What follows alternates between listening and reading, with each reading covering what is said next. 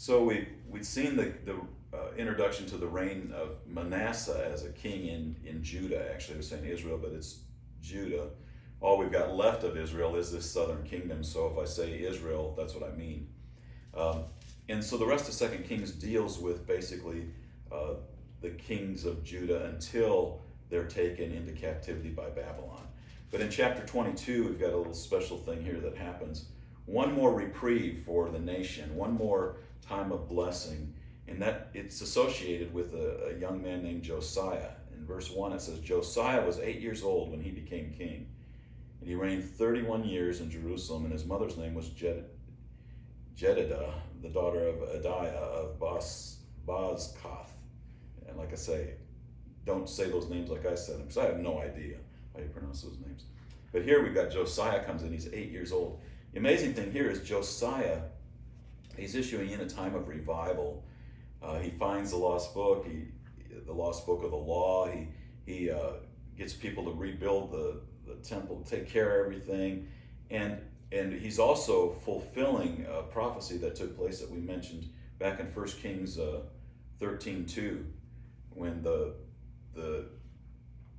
man of God who's unnamed came and gave a prophecy, and then when he left, he disobeyed, and he was a lion killed him in the street, and he was buried. But he had prophesied back in 1 Kings 13, behold, a son shall be born to the house of David, Josiah by name, and on you, the altar, he shall sacrifice the priests of the high places who burn incense on you, and human bones shall be burned on you. And actually, Josiah fulfills this, and he burns the bones of the kings there. He fulfills the prophecy. Let's see, I got a verse written down here, I'm not sure why. Okay, let's go to chapter 23, verse 16. And this is the fulfillment verse of that. It says, now when Josiah turned, he saw the graves that were on the mountain, and he sent and took the bones from the graves and burned them on the altar and defiled it according to the word of the Lord, which the man of God proclaimed, who proclaimed these things. So verse 16 of chapter 23 of 2 Kings tells you that this was fulfilled, that prophecy way back when. And I went back and kind of estimated, and it looks like it's about 290 years or so between the time it was prophesied and the time it was fulfilled. You know, unless you know, someone brought up to me, unless you know history, who would know that this was a fulfilled prophecy? But these books, they were chronicled, history was kept, and then they were finally put together, and a whole history was written that we've got as 1st and 2nd Kings. But the history was being kept on an ongoing basis. You can see that sometimes in here where it'll say, in the rest of the King's Acts are not they recorded in the Chronicles of the Kings or whatever. And but we look at chapter 23, get to verse 24. In this passage, I guess verse 21 would be important, that Josiah reinstituted the Passover. Well, Passover hadn't been celebrated from the time of the kings, the time of the judges. Unbelievable.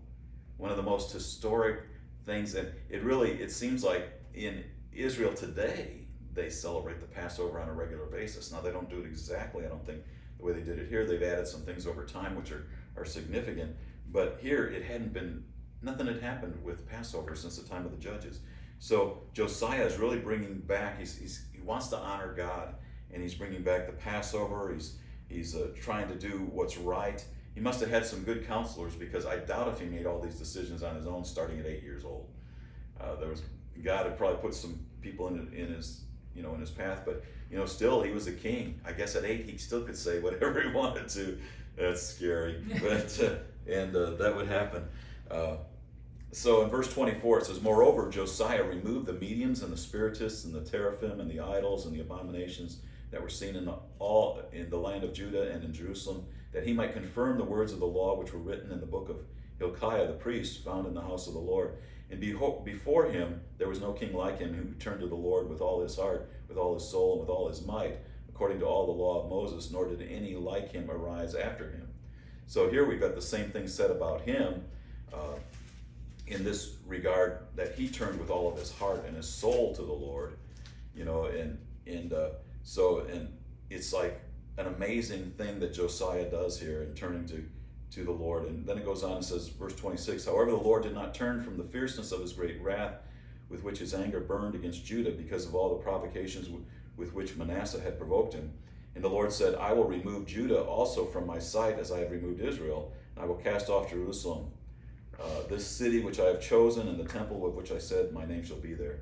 And so here's the sad thing is, even though Josiah brings in a revival back to Judah, and he turns to the Lord with his whole heart, his whole soul, much like Hezekiah did, and he gets the same kind of compliment that the Lord gave to Hezekiah. He says, it's still not going to stop his wrath towards Judah and Jerusalem because of all the evil, and particularly is named in this Manasseh. Manasseh's evil. In fact, it's even gonna he'll cast off Jerusalem, the city which is chosen, and the temple.